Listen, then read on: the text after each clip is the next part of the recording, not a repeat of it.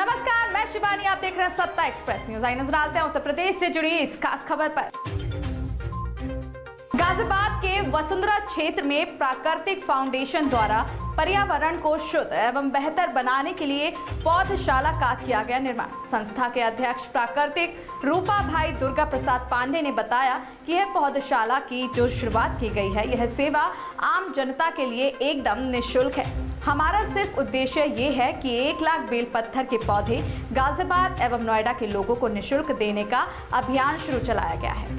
वहीं शुद्ध वातावरण करने के लिए रोजाना यहां पर यज्ञ भी किया जाता है, जिससे कि प्रदूषण मुक्त शहर को बनाने में कहीं ना कहीं लोगों का समर्थन मिल रहा है। यहां पर अभी तक 1 लाख पौधों का वितरण किया गया है।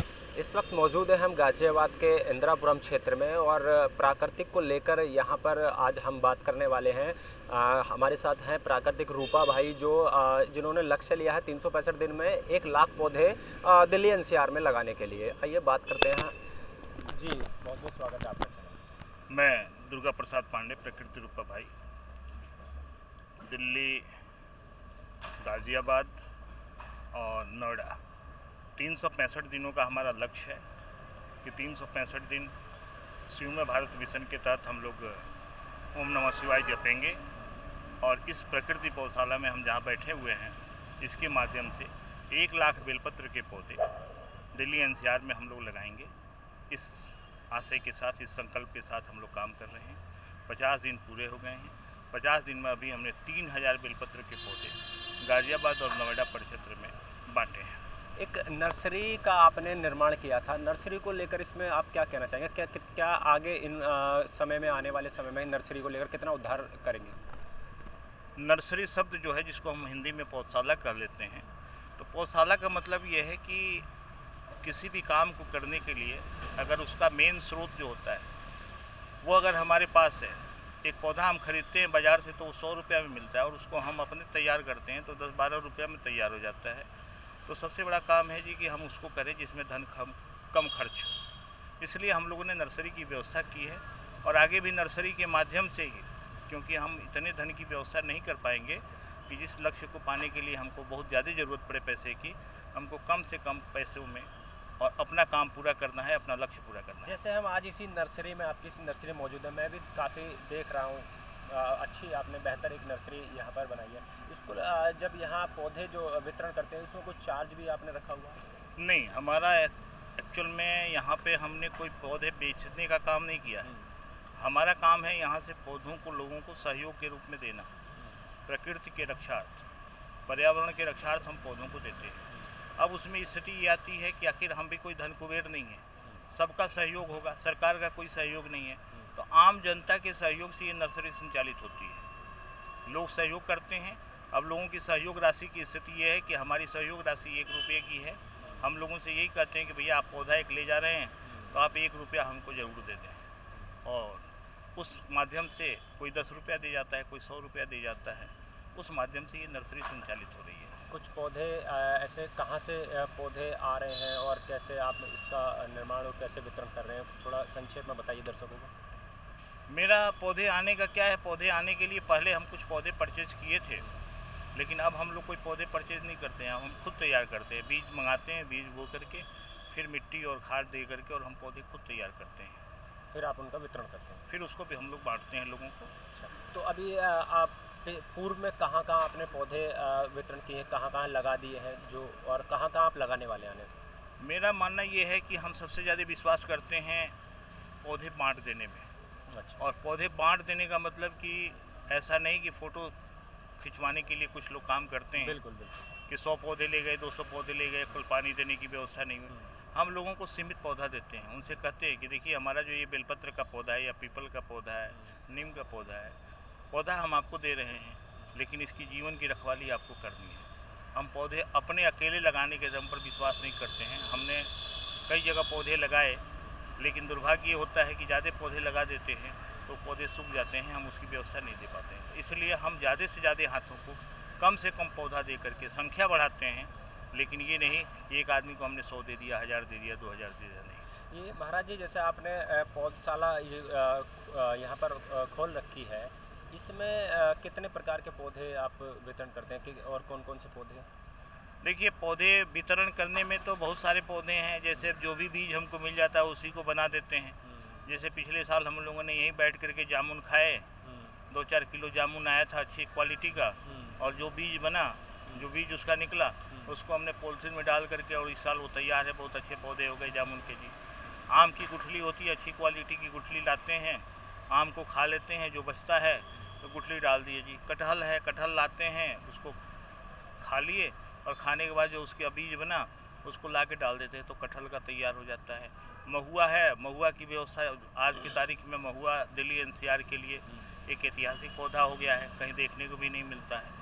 अब वो महुआ 2-4 जगह है, तो वहाँ उसके बीज निकलते हैं, गिरते हैं, उनको उठा करके ला करके थैली में डाल के लोगों को महुआ भी डालते हैं, बांटते हैं जी। अभी तक हमने 500 महुआ यहाँ दिल्ली गाजियाबाद में बांट दिया जी। तो इस तरह से हम ज़्यादातर प्रयास करते हैं कि बीज, जो बीज सुलभ मिल जाए, जैसे कड़ी पत्ता है, सीजन में कड़ी पत्ता के बीज उठा लाते हैं जी, उनको पॉलिथीन में डाल दिए, वो तैयार हो जाते हैं जी। शरीफा एक बहुत बेहतरीन पौधा है, फलदार पौधा है, उसका बीज वही तैयार करते हैं, फल खा लेते हैं, जो बीज मिलता है उसको डाल देते हैं, तो तैयार हो जाता है। अच्छा, कहाँ, मैं जानना चाहता हूँ कि कहाँ से कुछ ये प्रेरणा आपको मिली, कहाँ कैसे स्टार्ट किया, थोड़ा सा बताइए। प्रेरणा मेरी क्या है? प्रेरणा मैंने बताया था कि एक पीपल कटा था 2017 में, जिसके लिए मैंने 7 दिन तक अनशन किया था कि इस तरह से पीपल का पेड़ क्यों काटा जा रहा है, जो हमारे प्राणवायु का सबसे बड़ा रखवाला है, सबसे बड़ा दाता है, और उसको हम लोग जो है काट रहे हैं। 7 दिन अनशन किया था, और मेरे दिमाग में उसी समय बात आई, ऐसे पौधे लगाने का काम तो मैं बहुत पहले से करता हूँ, लेकिन छोटा मोटा 200-400 पौधे साल में लगते थे। लेकिन उस दिन हमने ये कसम खाई थी कि हम इतने बेलपत्र, इतने पीपल और इतने नीम लगा देंगे कि लोग ताजुब करेंगे कि भाई कितने काटें। तो हमारा वहीं से प्रेरणा मिली, और उसी प्रेरणा को लेकर के हम काम कर रहे हैं। कुछ ऐसे में आपने पहले भी कोई सफाई, नदी सफाई को लेकर भी कोई अभियान चलाया था, वो क्या था? नहीं, सफाई नदी का यही इसी कार्यक्रम के साथ था। हम एक बार 2018 की बात है, हम हिंडन के किनारे गए थे, और हिंडन के किनारे हमने लमसम 70-80 पीपल और नीम के पौधे लगाए। तो वहाँ देखा मैंने बहुत बुरी गंदगी की स्थिति थी जी। मैंने सोचा एक बार देखें नदी की क्या स्थिति है। उस पौधे लगाने के बाद हमने एक कार्यक्रम रखा वहाँ पे, लेकिन इतनी गंदगी हमने कभी ज़िंदगी में नहीं देखी थी। हिंडन नदी कहने के लिए नदी है, नाम नदी है, लेकिन हम उसको अगर नाला कह ले आज की तारीख में तो बुराई नहीं है जी। हम घुसे थे, खुद उस नदी में अंदर घुसे थे। पानी इतना गंदा है कि मतलब घुसने के साथ जब मैं बाहर निकला तो सारे पैर में खुजलाहट थी, और पैरों के नीचे हमारे हिंदू धर्म के जो हमारे साथी हैं, हमारे दोस्त हैं, हमारे लोग हैं, उनकी इतनी बुरी आदतें हैं कि घर में पूजा करते हैं भगवान को, और ले जा कर के कहाँ डालते हैं, तो नदियों में डाल देते हैं जी।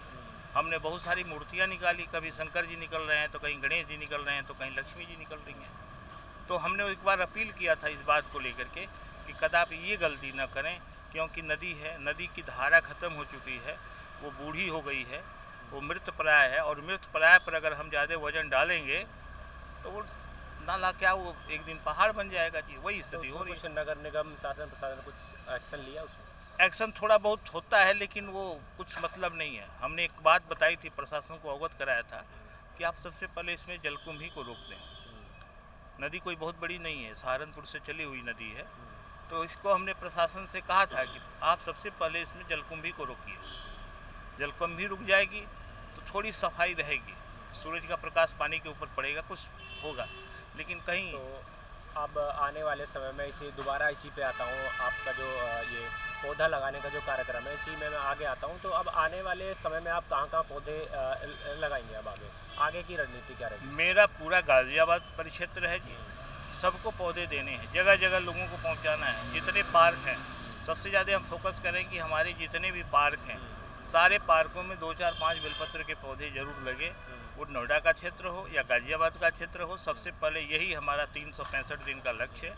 अभी शुरुआती 50 दिन में बहुत बड़ी हमारी उपलब्धि नहीं है, लेकिन फिर भी हमने 3000 पौधे बांटे हैं, तो ये 50 दिन की उपलब्धि बहुत अच्छी नहीं है, लेकिन फिर भी हम संतुष्ट हैं कि हम कुछ कर रहे हैं। चलिए, धन्यवाद। खैर, ये थे हमारे साथ प्राकृतिक रूपा भाई। साफ तौर पर इनका कहना है कि क्षेत्र में अब गाजियाबाद जो इनका परिक्षेत्र है, इसमें ही 1 लाख पौधे लगाकर इनका जो लक्ष्य है उसको पूरा करेंगे, और आने वाले समय यूपी के हर एक ज़िले में ऐसे ही पौधे लगाकर अपना लक्ष्य पूरा करेंगे। मैं सुनील गौतम, समाचार। तो इस खबर में बस इतना ही। देखते रहिए सत्ता एक्सप्रेस न्यूज।